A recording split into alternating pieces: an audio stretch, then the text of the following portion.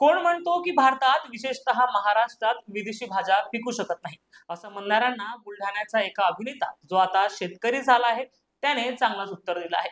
या अभिनेता कम शेतकरीचं नाव विष्णू गडाख आहे। त्यांनी आपल्या शेतात एक नाही दोन नाही तर तब्बल 45 प्रकारच्या विदेशी भाज्या पिकवल्या आहे। हा अभिनेता कसा बनला विदेशी भाज्या पिकवणारा शेतकरी पाहूया या खास रिपोर्ट मध्ये। विदेशी भाज्या पिकवणाऱ्या या शेतकरीचं नाव विष्णू गडाख आहे।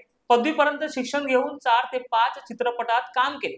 आपला वापर करून सोडून दिल्यामुळे बुलढाणा तालुक्यातील येडगावचे विष्णू गडाख हे गेल्या 10 वर्षापासून आपल्या अर्धा एकराच्या जमीनमध्ये 45 प्रकारचा विदेशी भाजीपाला पिकवून दरमहा 25 ते 30 हजार रुपये कमवत आहे। त्यामुळे त्यांच्या या अभिनव प्रयोगाने त्यांना लाखोचे उत्पन्न मिळवून दिले आहे।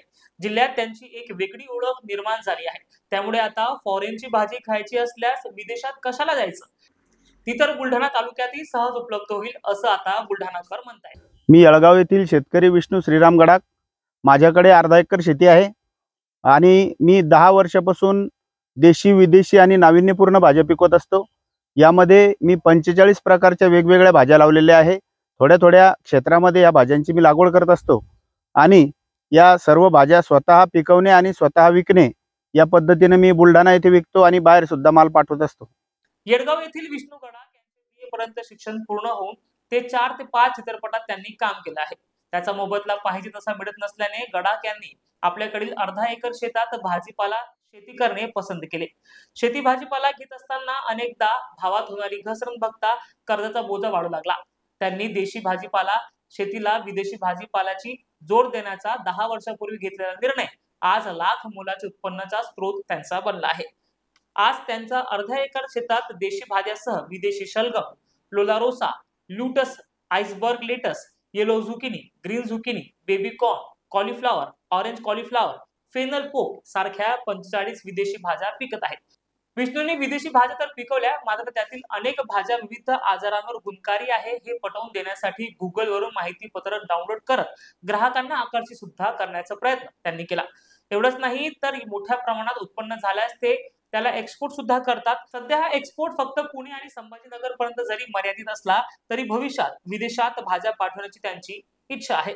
यामध्ये ब्रोकोली आहे, रेड कॅबेज आहे, लेट्यूस आहे, सॅलरी आहे, झुकिनी आहे, पोकचोई, लोलोरोसा, ॲस्पॅरागस, चायनीज कॅबेज, कर्ली केल, अजून पुन्हा परत पोकचोई, ब्रुसेल्स स्प्राउट, लेमन बेसिल, थाईम, अशा एकंदरीत जवळपास 45 प्रकारच्या वेगवेगळ्या खूप प्रकारच्या भाज्या आहेत। पारंपरिक शेती आणि या आपण शेतीला जोडधंदा केला त्या बाबतीत किती उत्पन्नात झालं? पारंपरिक शेती करत असताना माझे 7-5-12 व्हायचे, जास्त पैसे मिळायचे नाही, परंतु मग मी याला पर्याय म्हणून काहीतरी नाविन्यपूर्ण भाज्या लावायच्या बा अशा हिशोबाने मी नवीन नवीन प्रयोग करत गेलो। असं करता करता एकंदरीत 45 भाज्या पिकवायला सुरुवात केली। पारंपरिकतेपेक्षा यामध्ये मी महिन्याकाठी जवळपास 25 ते 30 हजार रुपये कमवतो। ग्राहक कसा मिळतो आपल्याला? ग्राहकाच्या बाबतीत सांगायचं झाल्यास तर ग्राहक बुलढाण्यासारख्या शहरामध्ये ग्राहक उत्तेजित करणे, ग्राहकाला निर्माण करणे कसं हे झालं तुम्हाला?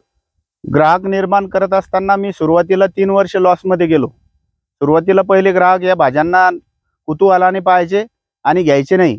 मग मी त्या भाज्यांच्या गुगलवरून भाज्या सर्च करून त्याचे हेल्थ बेनिफिट असेल किंवा रेसिपी असतील सर्व प्रकारचे पॉम्पलेट काढले, ग्राहकांना दिले आणि ग्राहक जेव्हा ते सर्च करायला लागले तेव्हापासून मग ते ग्राहक या भाज्यांकडे हळूहळू वळत गेले। आता बऱ्यापैकी ग्राहक माझी वाट पाहत असतात आणि चांगल्या पद्धतीने माझा व्यवसाय चालू आहे। आपली भाज्या नेमके कुठे कुठे जातात? बुलढाणा असेल किंवा इतर जिल्ह्यात जातात? बाहेर भाज्या ज्यावेळेस माझ्याकडे जास्त भाज्या उपलब्ध असतात त्यावेळेस मी बाहेरच्या व्यापाऱ्यांना फोन लावतो। त्यामध्ये अकोला असेल, अमरावती असेल, पुणे असेल, औरंगाबाद असेल, अशा बऱ्याच ठिकाणी वेगवेगळ्या ठिकाणी मी भाज्या पाठवत असतो। पारंपरिक शेती करणाऱ्या शेतकऱ्यांना काय सांगा? पारंपरिक शेती करत असताना या शेतकऱ्यांच्या विषयी मला असं सांगावं असं वाटेल की या शेतकऱ्यांनी त्याच पिकाच्या मागं न लागता आपण जर एकरभर किंवा अर्धा एकर एकच पीक न घेता आपण जर 25 ते 30 प्रकारच्या वेगवेगळ्या भाज्या घेतल्या तर त्यामध्ये 10 प्रकारच्या भाज्या जर लॉसमध्ये गेल्या आणि 10 प्रकारच्या भाज्या चांगल्या पद्धतीने विकल्या तर आपण बाकी उत्पन्नापेक्षा जास्तीत जास्त उत्पन्न आपण काढू शकतो।